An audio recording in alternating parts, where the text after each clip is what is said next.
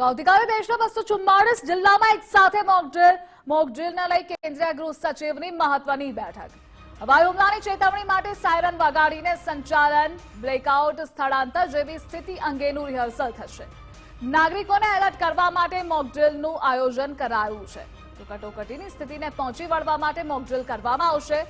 પાકિસ્તાન સાથે તણાવ વચ્ચે નાગરિક સુરક્ષાનું આ પગલું ગણાઈ રહ્યું છે.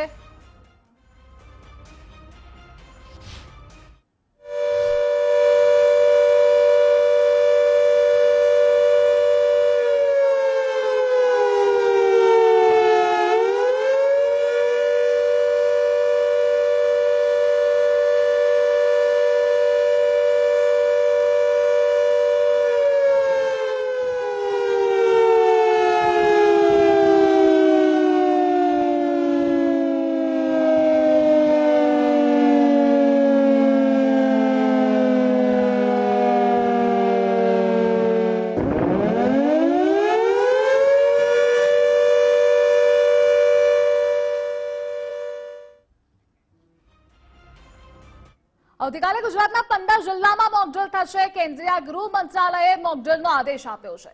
કેન્દ્રીય ગૃહ સચિવની અધ્યક્ષતામાં આજે બેઠક છે. ગાંધીનગરથી મુખ્ય સચિવ બેઠકમાં વીસીથી જોડાશે. મુખ્ય સચિવ સહિતના અધિકારીઓ હાજર રહેશે. અને આ મુદ્દે સંવાદદાતા નિકુંજ જોડાયેલા છે. નિકુંજ, આવતીકાલે ગુજરાતના 15 જિલ્લામાં મોકડ્રીલના આદેશો છે. જે પ્રકારે સંભવિત યુદ્ધની પરિસ્થિતિ જોવાઈ રહી છે અને તેને લઈને કેન્દ્ર સરકાર તરફથી તમામ રાજ્યોને યુદ્ધ મોકડ્રીલ જે છે તે કરવા માટેના દિશા નિર્દેશ આપવામાં આવ્યા છે. અને કેન્દ્રીય ગૃહ મંત્રાલયના દિશા નિર્દેશ હેઠળ ગુજરાતની અંદર પણ 15 જિલ્લાની અંદર આવતીકાલે મોકડ્રીલનું આયોજન કરવામાં આવશે. કેન્દ્રીય ગૃહ સચિવ સાથે આજે એક વિડીયો કોન્ફરન્સ પણ યોજાશે, જેમાં રાજ્યના તમામ અધિકારીઓ હાજરી આપશે.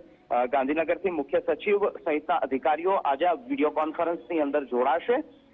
આવતીકાલે ગુજરાત રાજ્યના 15 જેટલા એ જિલ્લાઓ છે કે જ્યાં આ પ્રકારની મોકડ્રીલનું આયોજન જે છે તે કરવામાં આવશે. અને આ મોકડ્રીલની અંદર તમામ એ પરિસ્થિતિ થી વાકેફ કરવામાં આવશે, ચાહે યુદ્ધ સાયરનની વાત હોય અથવા તો જે પણ આપાતકાલીન પરિસ્થિતિની અંદર જે પ્રકારની સિવિલ ડિફેન્સની જે પણ તાલીમ આપવાની વાત હોય, આ તમામ બાબતોને લઈને આવતીકાલે આ મોકડ્રીલ છે તે રાજ્યભરની અંદર યોજાવાનું છે. રાજ્યના 15 એવા જિલ્લા આઈડેન્ટિફાય કરવામાં આવ્યા છે કે જ્યાં આવતીકાલે આ મોકડ્રીલનું આયોજન કરવામાં આવશે. ત્યારબાદ તબક્કાવાર આ મોકડ્રીલની અંદર તમામ એ પાસાઓ જે છે તેનાથી નાગરિકોને અને તંત્ર પણ આ મુદ્દાને લઈને સજાગ બને તે માટેના પ્રયાસ જે છે તે કરવામાં આવી રહ્યા છે. 15 જેટલા જિલ્લાઓ છે જેના પર આ મોકડ્રીલ યોજાશે. સાથે સાથે એક વિડીયો કોન્ફરન્સ પણ આજે કેન્દ્રીય ગૃહ સચિવની અધ્યક્ષતામાં મળવા જઈ રહી છે કે જેમાં ગાંધીનગરથી રાજ્યના મુખ્ય સચિવ આ વિડીયો કોન્ફરન્સની અંદર જોડાશે. અને ત્યારબાદ રાજ્યના તમામ એ અધિકારી આ આપાતકાલીન પરિસ્થિતિની અંદર જોડાયેલા છે. ખાસ કરી ઇમરજન્સી ડિઝાસ્ટર સેન્ટર જે છે તે પણ મુખ્ય રોલની અંદર આ મોકડ્રીલની અંદર પોતાની કામગીરી આવતીકાલે પ્રદર્શિત કરશે. અને તમામ એ તૈયારીઓ તમામ રાજ્યોને સચેત રહેવા માટેની જે પ્રકારની સૂચનાઓ આપવામાં આવી છે તેના ભાગરૂપે ગુજરાતની અંદર પણ આ મોકડ્રીલનું આયોજન થવા જઈ રહ્યું છે. જે નિકુંજ, જોડાવા બદલ આભાર આપનો. અને આ મુદ્દે આપણે ન્યૂઝ વોર રૂમથી સહયોગી વિજય જોડાયેલા છે. વિજય, યુદ્ધના ભણકારા વચ્ચે મોકડ્રીલના આદેશો ગૃહ મંત્રાલય દ્વારા આપવામાં આવ્યા છે. કયા રાજ્યોમાં આ આદેશ છે? સૌથી અગત્યની વાત છે કે યુદ્ધ જેવી પરિસ્થિતિનું નિર્માણ થાય ત્યારે નાગરિકોની સુરક્ષા કઈ રીતે કરી શકાય તે સંદર્ભમાં 1971 બાદ આ પ્રથમ વખત છે કે જ્યારે આ પ્રકારની એક તૈયારીના ભાગરૂપે આવતીકાલે દેશના 244 જેટલા જે જિલ્લાઓ છે જ્યાં આ પ્રકારે યુદ્ધને અંતર્ગત સાયરન અંગેની જે મોકડ્રીલ યોજાશે. આ ઉપરાંત નાગરિકોની સુરક્ષા માટે થઈને આ મોકડ્રીલની અંદર અલગ અલગ જે બાબતો છે તેને સમાવેશ કરવામાં આવ્યો છે. ખાસ કરીને આ જે સમગ્ર કામગીરી છે તે સિવિલ ડિફેન્સ એક્ટ 1968 હેઠળ કામગીરી કરવામાં આવી રહી છે, જેમાં ગૃહ મંત્રાલયની થોડી જ વારમાં ગૃહ સચિવ ગોવિંદ મોહનની અધ્યક્ષતામાં એક મહત્વની બેઠક મળવાની છે, જેમાં ગુજરાત રાજ્યના મુખ્ય સચિવ સહિતના ઉચ્ચ અધિકારીઓ આ બેઠકમાં વિડીયો કોન્ફરન્સના માધ્યમથી પણ જોડાવાના છે.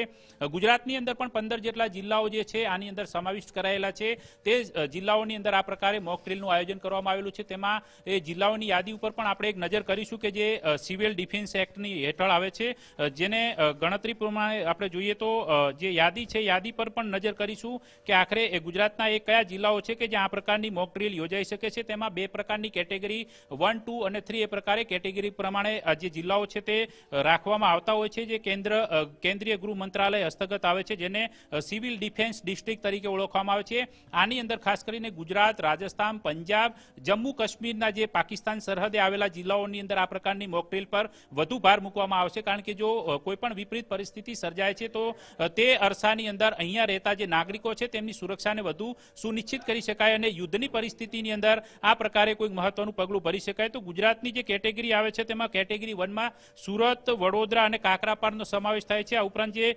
અમદાવાદ, જામનગર, ગાંધીનગર, ભાવનગર, કંડલા, નલિયા, અંકલેશ્વર, ઓખા, વાડીનાર, ભરૂચ, ડાંગ, કચ્છ, મહેસાણા, નર્મદા, નવસારી, બનાસકાંઠા એ આ વિસ્તારો છે કે જે મોટાભાગે સરહદની સાથે સાથે સામરિક રીતે વ્યૂહાત્મક રીતે ભાગીદારી પણ ભારતીય સુરક્ષા દળો માટે પણ નિભાવે છે. એટલા માટે આ વિસ્તારોમાં રહેતી જનતાને આ પ્રકારે મોક ડ્રીલના માધ્યમથી સુરક્ષા સંદર્ભે માર્ગદર્શિકા છે તે અમલીકરણ કઈ રીતના બનાવી શકાય તે માટેની માહિતી આવતીકાલે આપવામાં આવશે. પરંતુ જે પાકિસ્તાન બોર્ડર ઉપર જે ભારતના જે સૌથી અગત્યના મનાતા એવા એટલે 19 જેટલા જિલ્લાઓ છે તે બિલકુલ બોર્ડરને અડીને આવેલા છે. તો આ 19 જિલ્લાઓની અંદર પણ આ પ્રકારે દેશભરની અંદર આવતીકાલે મોક ડ્રીલ થશે, જેની અંદર અનેકવિધ પાસાઓને સાંકળી લઈને નાગરિકોની સુરક્ષાને વધુ સુનિશ્ચિત કરવામાં આવશે. પરંતુ એક અપડેટ એ પણ મળી રહ્યા છે કે ભારતે આ પ્રકારની કરેલી તૈયારીને લઈને વિશ્વના અનેક દેશો ઉત્સુક છે કે આખરે ભારત એવી કયા પ્રકારના પગલાઓ ઉઠાવી રહ્યું છે કે જેને કારણે આ પ્રકારે 1971 બાદ આ પ્રકારની ડ્રીલ કરવા માટે ભારત જઈ રહ્યું છે. તો વિશ્વની પણ નજર છે કે આવતીકાલે ભારતમાં મોક ડ્રીલ બાદ